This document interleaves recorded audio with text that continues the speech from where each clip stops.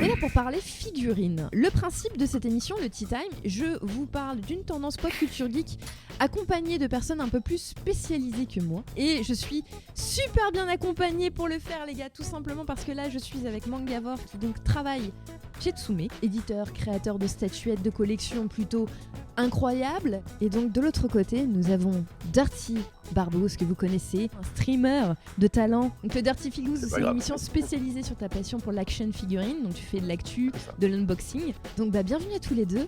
Merci d'avoir répondu présent. Merci à toi pour l'invitation. Merci de nous avoir invités. Sauf que moi j'ai un petit truc à dire quand même, c'est qu'à l'époque où tu m'avais invité, on était censé avoir à peu près 15 personnes qui le regardent.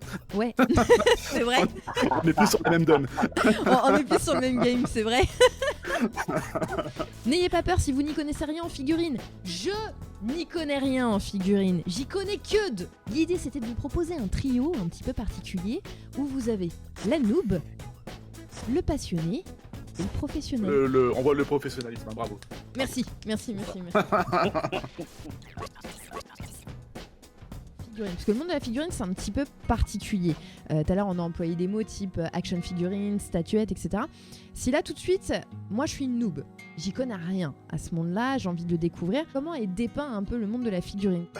La définition du marché c'est compliqué. Par exemple, moi l'action figure, ce que je fais, tu peux pas le comparer à la résine. Après, clairement, il y a un marché sur la résine. Il y a vraiment pour moi, il y a vraiment une catégorie de marques. Et puis, comme le dit tout le temps Mangavore, on a souvent eu des débats dans Dirty Figous. T'as les licences officielles et t'as les autres. Aujourd'hui, dans la résine, je pense que le seul à faire de l'officiel, c'est Tsume. Bien souvent, les résines qu'on voit sur Internet, il y en a pas beaucoup qui ont les droits. C'est ce qui pourra faire aussi des différences de prix et de qualité, hein, bien sûr, bien évidemment. Après, dans le milieu de l'action figure, ouais, c'est catégorisé. Et en fait, on va prendre l'exemple de la Miss Marvel qui est là. Ça, vous voyez, c'est une Marvel Legend. Concrètement, c'est une figurine à 25€. C'est une figurine qu'on peut trouver en magasin de jouets, dans un Pickwick, dans un jouet club. On est plus dans le jouet finalement, on n'est pas trop dans la figurine. On est dans le jouet. Il y a beaucoup plus de collectionneurs de Marvel Legend que de gamins qui jouent avec des Marvel Legend. Marvel Legend, ils ont vraiment tous les personnages de Marvel. Du coup, ça parle pas à tous les gamins. Les gamins, ils vont acheter des Spider-Man, des Wolverine, des Iron Man, voilà, du MCU quoi. Après, les personnages de comics, c'est un peu plus... ça parle moins aux enfants pour jouer. Après, t'as les figurines au-dessus où les gamins ne toucheront pas. Vous pouvez voir derrière les SH Figures, notamment, de Dragon Ball. Là, on est sur de la figurine qui tourne plus aux alentours des 80-100€. C'est Bandai qui fait ça. Et puis, c'est surtout plein de petits accessoires, en fait. Donc, ce qui catégorise un petit peu le marché de la figurine, finalement, c'est le prix, si j'ai bien compris. Ouais. Parce que à partir de quel moment tu traverses justement cette limite où tu es encore dans le monde du jouet à c'est une figurine de collection? En fait, la limite, alors oui, c'est le prix, mais plus précisément, je dirais que c'est les clients qui la font. La limite, tu vas trouver des gens qui sont suffisamment aisés pour se dire, ben moi, mon gamin de 10 ans, pour jouer dans sa chambre, effectivement, il a une collection d'une dizaine de Figures, et le gamin, effectivement, il s'amuse, il change les mains de son truc, et puis toi, tu vas être là en mode, mais qu'est-ce qu'il fait? C'est pas possible, ouais. Parce que comme c'est articulé, pour lui, dans son esprit, de toute façon, ça reste juste un G.I. Joe à 80 balles, mais c'est un G.I. Joe. Alors qu'effectivement, la figurine non articulée, en fonction du prix, tu passes de la catégorie de bibelot à la côté d'objets d'art, entre guillemets. Parce que de toute façon, c'est jamais un jouet, parce que tu peux pas jouer avec une figurine que tu peux pas faire bouger. Ça n'a aucun intérêt. Le marché, il se scinde en selon plusieurs critères. L'un des critères, évidemment, c'est le prix, parce que forcément, tu t'adresses pas aux mêmes gens en fonction du prix de vente. Ensuite, est-ce que ton produit il est articulé ou il est pas articulé? L'échelle, c'est très important. Il y en a qui considèrent que ton produit il peut être aussi détaillé, aussi bien sculpté, comme l'ingénierie peut être aussi bien pensée que tu veux, si la figurine elle fait moins de 30 cm, pour eux c'est du jouet. Parce que pour eux, quelque chose de sérieux, c'est quelque chose qui fait au moins 40 ou 50 cm, par exemple. D'accord, donc il y a le prix, la taille, éventuellement et la matière. D'accord. Clairement, on est les premiers fabricants officiels de résine de collection manga. Voilà, avant nous, il n'y avait pas de fabricants officiels qui faisaient des figurines de statues de manga. Comme on a créé ce marché, on a aussi apporté des choses. Et entre autres, ce qu'on a fait, c'est que une des spécificités du manga, c'est, tu sais, les visages justement avec des traits très fins et les coupes de cheveux très détaillées. Et le problème, c'est qu'en résine, il y a un niveau de détail, un niveau de finesse en dessous duquel tu ne peux pas descendre. Donc nous, on a décidé d'introduire sur nos statuettes en résine des éléments en PVC ou ABS, donc c'est du plastique. Et on a eu beaucoup de mal à faire accepter ça à une partie de nos fans qui avaient l'impression que du coup le produit était moins quali, moins noble comme si la résine était une matière noble en elle-même, comme si, je sais pas, c'était une espèce de résine sainte qui sortait d'un arbre sacré, alors que la résine, c'est pas plus noble que du PVC. C'est juste ces deux matières différentes qui sont faites différemment, mais c'est deux produits aussi chimiques l'un que l'autre. Donc en vérité, ce qui est important, c'est est-ce que ta statue, quand tu l'exposes dans ta librairie, est-ce qu'elle est belle ou pas, est-ce qu'elle te plaît ou pas, est-ce qu'elle dure dans le temps ou pas, pas dans quelle matière elle est faite. Si on savait faire des statues en mie de pain qui soient incroyables et qui aient une super durée de vie, On les fait en où mie de serait le pain. problème en vrai? Chacun a sa limite en fait. Chaque collectionneur te dira autre chose. Par exemple, D'accord. voilà, ça clairement, Mangaver, il va dire ça c'est du jouet. La Marvel Legends, ce que je conçois totalement. Tu mets un gamin qui joue avec une Figures, je pète un câble. Je dis non, c'est pas possible, il peut pas jouer avec ça. Tu vas chez quelqu'un qui a une Tsume chez lui, je peux rester 1 heure à la regarder, à en faire le tour. Pour moi, c'est une pièce de musée. Chaque collectionneur va avoir sa définition. Il n'y a pas de vraie définition. Moi, la limite, je la mets où? Je la mets grosso modo au point de vente. Si c'est vendu dans un magasin de jouets, c'est un jouet. Aussi. Ouais. D'accord. Mais c'est très personnel. Les magasins de jouets Ouais. commencent à se prêter au jeu et font des rayons geek. Ouais. Où tu peux voir justement du NECA, du Marvel Legends, des pop, hein, comme on voit de partout. La pop, c'est pas un jouet. Ouais. Pourtant, t'en trouves dans tous les magasins de jouets.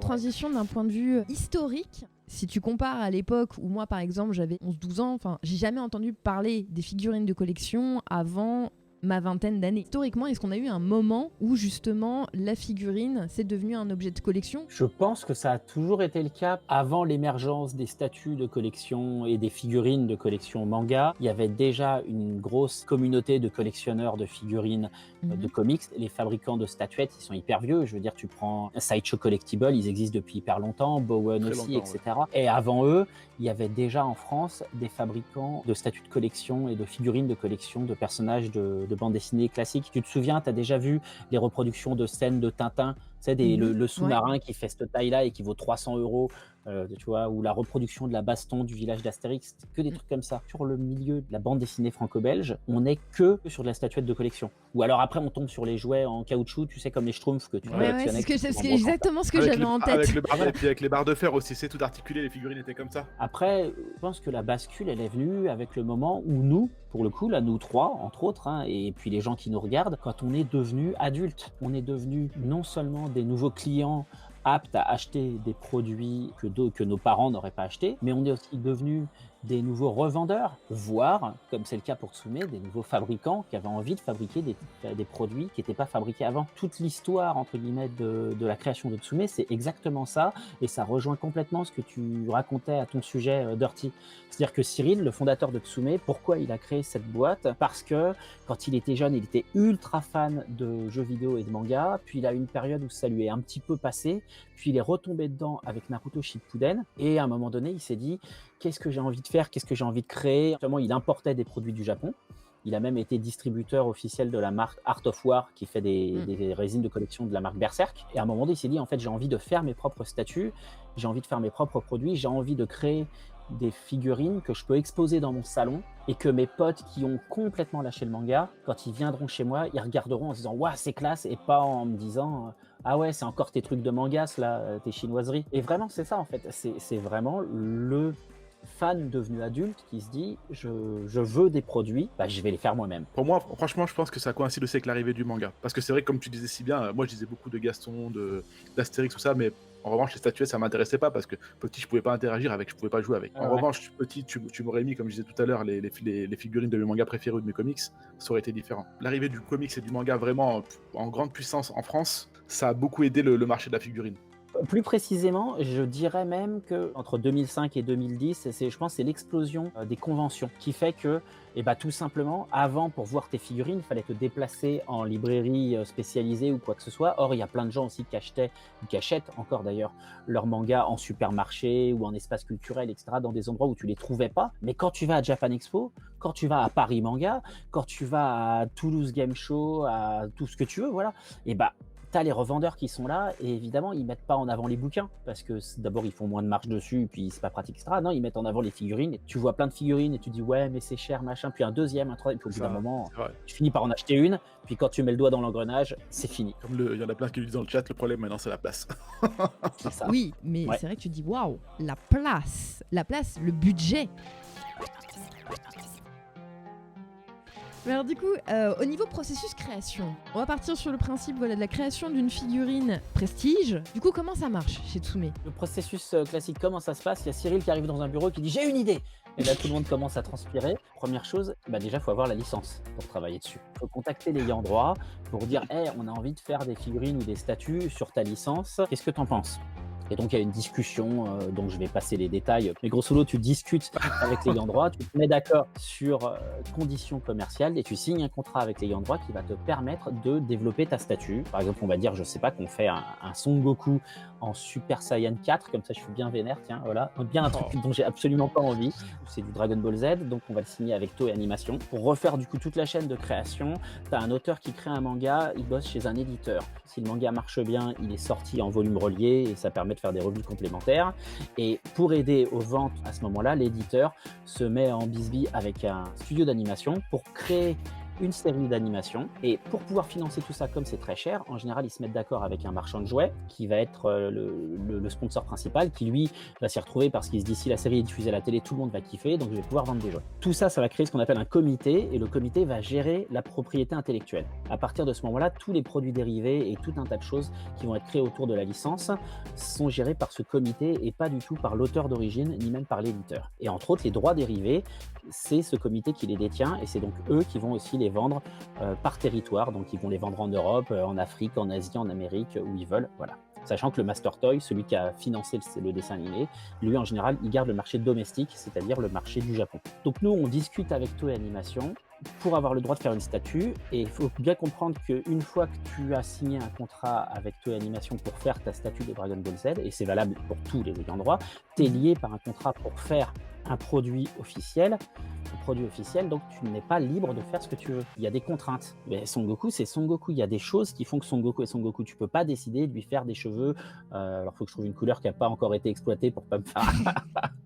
Tu peux pas lui faire des cheveux roses avec des pois verts. Si tu regardes bien Goku, dans le dessin animé, ses pics sont standardisés. Quel que soit l'angle dans lequel il regarde, Goku, c'est toujours 3 pics vers la gauche, 2 pics vers la droite. On va faire un croquis 2D pour dire voilà l'idée de la statue qu'on veut faire. Et donc là, ils vont nous faire des premiers retours pour nous dire on est d'accord, on n'est pas d'accord. Ils valident le concept 2D. Donc ensuite, nous, on va faire la sculpture. Chez Tsume, comme beaucoup de fabricants désormais, on travaille en 3D, ce qui est beaucoup plus pratique pour les validations, parce que du coup, on n'a pas besoin d'envoyer un objet physique à l'ayant droit. Quand la 3D est validée, on passe à la mise en peinture. Là aussi, on fait des photos qu'on envoie à l'ayant droit pour qu'ils puissent contrôler que le orange de la tunique, c'est bien le orange qui leur convient. Tu fais valider vraiment chaque étape en fait du processus de création. Tout faire valider, tout. Tu fais tout valider sur ta statue et tu fais tout valider autour de ta statue. C'est-à-dire que tu ne peux pas balancer une image sur Facebook sans la faire valider avant. Et donc, une fois que la statue est validée, on se lance dans la production. Et puis, une fois que la production est faite, on envoie les produits aux clients qui, enfin, peuvent les déballer et les installer chez eux. Quand tu fais de la résine, tu fais des produits collector numérotés. La valeur ajoutée, c'est que tu en limites la production. Les produits gardent un côté rare. D'abord, du coup, parce que tu es content de te dire que tu fais partie de la quelques centaines, voire quelques milliers de personnes qui ont ce produit. Et puis, parce que aussi, du coup, les collectionneurs savent aussi que comme cette pièce est rare, elle va probablement prendre de la valeur dans le temps. Il y a pas mal de nos fans qui nous reprochent nos tirages, qui trouvent qu'on fait des tirages trop élevés et que du coup, nos produits ne sont pas aussi rares qu'ils le souhaiteraient. Le truc, c'est que quand tu travailles sur une licence aussi connu que Dragon Ball Z ou que One Piece ou Naruto Shippuden, tu sais qu'il y a plus de 600 fans en fait, évidemment beaucoup plus que 600 fans. Et là où les gens pensent que on s'amuse à augmenter le tirage parce que comme ça on va juste faire plus de blé, le truc qu'ils réalisent pas, c'est que nous on fait plus de tirages d'abord parce que ça baisse le coût de revient en usine et ça nous permet de proposer le produit à un prix de vente plus raisonnable. Mais aussi le but c'est d'essayer de garder la spéculation sous contrôle parce que nos produits ils sont déjà soumis à une spéculation de fou. C'est quoi la taille de la plus grande statuette réalisée par Tsume?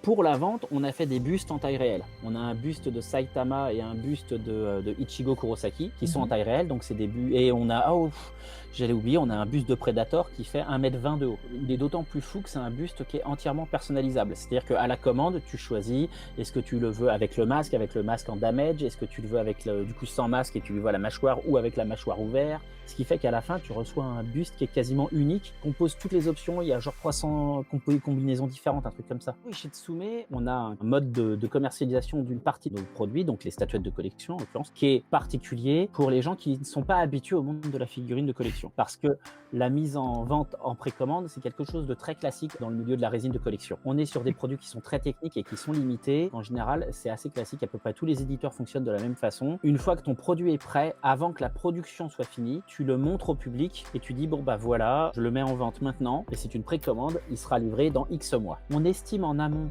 combien est-ce qu'on pense qu'on peut vendre de cette statue, qu'est-ce qui nous paraît un chiffre de tirage raisonnable entre faire un produit disponible pour le plus de personnes possible et garder le caractère exceptionnel du produit. Et ensuite, on croise les doigts pour que les clients soient au rendez-vous. Et jusqu'ici, ça s'est plutôt toujours bien passé. Mais c'est vrai que quand tu achètes une statue de Tsume, il faut te dire que c'est pas une livraison en un jour comme sur Amazon. C'est vrai que Tsume et les délais, ça crée des ébats sur les réseaux.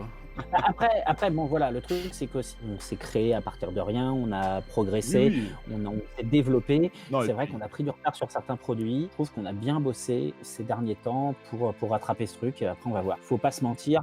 Les gens qui espèrent qu'ils recevront leur statuette de collection sous 3 mois, De toute façon, peu importe ce que tu collectionnes, ce que tu commandes, les gens râleront toujours. Voilà, ça c'est un Ouais. débat sans fin, que ce soit dans le monde du jeu vidéo, que ce soit pour n'importe quel produit ou pour le cinéma, ou enfin peu importe finalement. Et c'est toujours le combat ultime entre la direction, donc ceux qui apportent l'argent, les créatifs qui font le rendu de qualité, les exécutants et ensuite le marketing parce que tu comprends, ils ont validé je ne sais pas combien de régies c'est ça, voilà. publicitaires, etc. Voilà, c'est des discussions internes et il y a toujours un décalage entre les deux, mais ça c'est pour tout secteur confondu. en fait, les gens des fois nous agressent en nous disant oui, mais vous êtes en retard et c'est scandaleux et machin. Il faut pas croire que, enfin, je veux dire, quel serait l'intérêt pour un fabricant pour un fabricant quelconque, que ce soit un fabricant de figurines, un éditeur de jeux vidéo ou ce que tu veux, quel est l'intérêt de livrer ton produit en retard? De Aucun. toute façon, les gens vont pas être contents. Donc à un moment donné, si tu livres ton produit en retard, c'est qu'il y a une vraie raison. Nous, chez Tsume, on assume le fait que on n'envoie pas un produit dont on n'est pas content. Transition, parlons un peu justement la contrefaçon et les fans. T'as 4 heures devant toi? Je crois que Gia, tu n'es jamais passé sur un Dirtifigous ou Mangavore et moi avions des débats là-dessus. Eh ben, c'est parfait. Donc les fans en France, qui sont-ils? Sont-ils beaucoup? Est-ce qu'on a une grosse base de Sur leur fans? réseau. Est-ce qu'il y a un réseau? Est-ce qu'il y a du trafic? Sur une commu, Ouais. bon, on est entre 30 et 40 ans, pour la plupart. Enfin, franchement, t'as des fans à partir du moment où t'as un salaire et que le mec peut se payer ses figurines, il peut devenir fan. Ouais. Mais moi, sur les communes où je suis, souvent, c'est des nostalgiques génération Club Dorothée et notre enfance. Chaque fan de chaque marque de figurines n'aime pas la contrefaçon, clairement. En revanche, là où on a le débat, le produit pirate, c'est-à-dire le produit qui n'est pas une contrefaçon, mais qui a été inventé sans les droits, ça, on aime bien. C'est quoi la différence avec la contrefaçon du coup? On prend cette boîte de Bulma là, ok? Ok. T'as des usines japonaises, chinoises qui vont se sortir exactement la même, identique, sans le Toei, sans le Bandai, et avec une qualité de merde. Ça, c'est une contrefaçon. Et ça, Ok. beaucoup se font avoir. Mais c'est une vraie merde. Tu vas la sortir, la figurine, elle va déjà être cassée. En revanche, si tu prends des licences comme One Punch Man, il y a Figma qui a les droits. Figma a sorti une figurine de Saitama et une figurine de Genos. Mais avant eux, il y a une marque pirate qui s'appelle Dazin Model, qui a sorti un Saitama et un Genos, mais qui n'avait jamais existé avant. Ça n'avait déjà fait ses figurines. C'est pas une contrefaçon. Moi, je te donne ma définition de la contrefaçon parce que, ayant Vas-y. travaillé avec des ayants droit et que justement, en tant qu'organisateur d'événements, Merci. on a le problème à partir du moment où le fabricant n'a pas signé d'ayant droit, peu importe que ce soit un produit entre guillemets original, c'est censé être de la contrefaçon quoi qu'il arrive, ça fait partie de la même case. Je En suis fait. d'accord avec vous. Faut pas confondre copie Voilà. et contrefaçon. Un D'accord. produit copié, c'est un produit de contrefaçon différent qu'un produit original, on est d'accord, mais dans les deux cas, c'est de la contrefaçon. Dans les deux cas, c'est du pirate. Je parle en tant que fan, en tant que consommateur, en quoi Ouais. ça me dérange moins, dans le sens où la contrefaçon, c'est un truc qui a déjà été fait, qui a été, pour moi, c'est ma Non, ça, définition c'est à la moi, copie. C'est une copie. qui a été, voilà, c'est une copie. C'est un truc qui existe que tu prends, t'en fais du faux pour le vendre moins cher. Mais tu fais D'accord. exactement la même chose. Tandis que Ça, moi, c'est la copie. les Saitama que j'ai en Dazin Model, ils n'existent nulle part. Il y a que eux qui l'ont fait. Sauf qu'effectivement, Donc c'est ils pas de n'ont la aucun droit copie. sur One Punch Man. On est d'accord. Donc c'est pas de la copie, mais ça reste de Non, la c'est pas de la contrefaçon. copie. Mais On est du d'accord, coup, mais c'est de la du contrefaçon. coup, voilà, pour nous, Ça c'est un reste truc qui produit n'existe pirate. pas alors qu'on est content de trouver. Mais là où ça apporte un plus, je vois l'exemple avec Demoniacal Fit qui fait beaucoup de pièces qui vont en supplément des figures. Par exemple, si tu as un Sangoku, et ben Demoniacal Fit va sortir des petits coffrets avec des têtes en plus pour mettre sur ton Sangoku.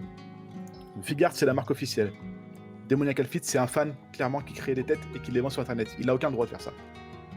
D'accord. Ouais. Du coup, il y a eu une guerre entre Bandai et Demoniac Outfit. Seulement, voilà, moi en tant que consommateur, ce que sort Demoniac Outfit, Figars ne le sort pas. Et en fait, le fait que Demoniac Outfit fasse ça, ça pousse Figars à aller plus loin. Il y a un côté en tant que consommateur qui m'arrange quelque part, tu vois. Ne connaissant pas tous les tenants et les aboutissants sur les droits de licence, sur les process de création, les process de fabrication, la marge et compagnie, j'en passe, c'est sûr que de ce point de vue-là, tu te dis putain, je suis chez l'officiel, il me fait une figure et devoir payer 250 balles. Là, je suis chez le copain chinois, ouais, c'est vrai, il touche pas les droits, mais un, elle est belle, et deux, bah, elle est moins chère. Donc je peux comprendre, effectivement, cette... c'est pas la même. Voilà, et c'est pas la même.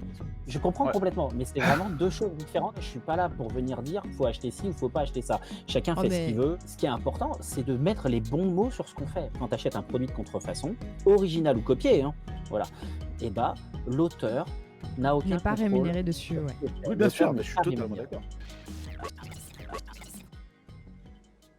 Ouais, et puis il y a aussi tout ce délire où quand ça reste sous blister, ça garde sa valeur, alors que si tu l'ouvres, il en perd, etc. Ouais, alors après, on a moins de problèmes sur le... Justement, c'est aussi pour ça que j'ai choisi la figurine articulée, parce que quel intérêt d'avoir une figurine articulée et de la laisser en blister? Alors, il y en a qui le font, hein, et je ne critique pas, Ah oui, hein. notamment les collectionneurs de Marvel Legends, parce que les packagings sont présentés comme ça. Du coup, t'as encore un visu sur la figurine, vraiment, mais au final, t'as une figurine articulée dans une boîte. Moi, je vois pas trop le concept, je comprends pas. Mais tu peux encore le faire sur celle-là ou sur les Black Series de Star Wars, notamment, qui sont à peu près la même chose, mais en Star Ouais. Wars. Mais l'avantage, c'est que ils nous font des blisters qu'on peut ouvrir proprement. Mhm. Ouais. Et du coup, si tu gardes les boîtes, tu perds pas en cote. Voilà, D'accord. c'est c'est pas le cool. goût scotch qui va changer le prix. Voilà. Ça, je savais pas Ouais, que tu ça, c'est pouvais cool. garder de la valeur, même si tu ouvrais le blister. Parce que moi, j'ai toujours eu cette image. Après, moi, c'est parce que je connaissais plus les figurines Star Wars, du coup, puisque c'était ce que vendait mon Aussi ex-patron. une Mint Box, hein, on est d'accord. Ouais, dans les premières générations de figurines, voilà, qui ont été faites par Star Wars, qui étaient faites par Lucasfilm, et du coup ont pris énormément de cotes et de valeur, hein, parce que justement Ouais. dû à la rareté du produit, Bien sûr. où justement fallait surtout faire hyper attention, même aux blisters, c'est-à-dire qu'il fallait pas qu'il y ait Parce que un coup de canif c'est sur les le blisters plastique. qu'on arrachait comme ça, où t'as le carton, le plastique devant, tu l'arrachais, tu peux pas le remettre. Voilà. ça. Et C'est c'est ça. pour arrêter la spéculation, justement, qu'ils ont fait ce genre de blister depuis. Maintenant, t'achètes une figurine Star Wars, pour la plupart, maintenant, les blisters sont comme ça. Du moins sur la Black Series. Tu vois, tu parlais de Lando, qui était la figurine la moins vendue dans l'univers Star Wars. Je vais Et toi, t'en as une. Je vais rectifier l'erreur tout de Je te jure suite. que C'est toi, Depuis le film, qui l'as acheté. C'est donc toi. depuis le film Solo, Lando se vend beaucoup. Ah ouais? Ouais. Parce que moi j'ai toujours Le- eu cette histoire comme quoi Lando était le personnage le moins lucratif, le moins rentable de tout l'univers Star Ouais, Wars. ouais, bah, Mais depuis c'est possible que ce soit le- 2 ans, là, ça va. Non, mais c'est possible que ce soit le moins rentable. Le moins rentable, ça veut pas dire qu'il est pas rentable. Forcément, oui, tu vends probablement moins de Lando Calrissian que tu vends de Dark Vador ou de Han Solo. Ça veut pas dire que tu en vends 12. Ce rapport qu'ont les fans, même un personnage qui est un peu naze ou du moins qui a pas l'air d'avoir la majorité en termes d'appréciation auprès de son public, il arrive quand même à vendre des figurines parce qu'il fait partie d'un lore. Comment est-ce qu'on l'explique ça? C'est très simple. Je vais prendre l'exemple de SH Figars et de Krillin. Krillin, on est quand même sur un personnage un peu loser de Dragon Ball. Quand Figars est arrivé, ils ont eu une démarche bizarre. C'est que déjà la toute première figurine Dragon Ball que Figars a sortie, c'est Piccolo. Dans la foulée, ils sortent quand même un Sangoku et un Sangohan. Et puis ils ont sorti Krillin. Moi, à l'époque, je me rappelle, j'allais dans un magasin en ville à Lyon. Le Krillin, il en avait me chier en bas de rayon, qu'il n'arrivait pas à vendre, au début à moins 25, après à moins 50%. Ça partait pas. Figars, ça a pris de l'ampleur. Et d'un coup, tout le monde s'est dit, mais en fait, j'ai tous les personnages de Dragon Ball, mais pas Krillin. Ouais. Aujourd'hui, le Krillin, vous le trouverez pas à moins de 150, 160 euros. Quand vous collectionnez une licence, que vous voyez, ce personnage-là, c'est bon, c'est de la merde, je le prends pas. Les mecs, prenez-le. C'est le personnage qui va se vendre le moins possible, et le jour où vous le voudrez, bah vous vous rendrez compte que la figurine aura pris 3, 4, 5 fois son prix. Ah ouais, donc t'as un vrai délire Ouais. sur la cotation. Dragon Ball, je vais prendre ce que je connais le plus. J'aime bien Dragon Ball, j'aimerais bien avoir tous les personnages. Ne lésine pas sur les petits personnages. Voilà, toujours, tu veux un personnage, précommande-le. Il te reviendra toujours moins cher qu'à la sortie. C'est le même problème qu'avec Tsumé sur toutes les figurines, on a ça. Un personnage qui n'est pas précommandé, dès qu'il sort, il a pris 10 balles minimum. Juste Dingue, parce ça. que tu l'as pas précommandé. Donc c'est sur toute la figurine globalement. C'est de l'investissement. Il y a même des gens qui financent leur collection comme ça, en fait.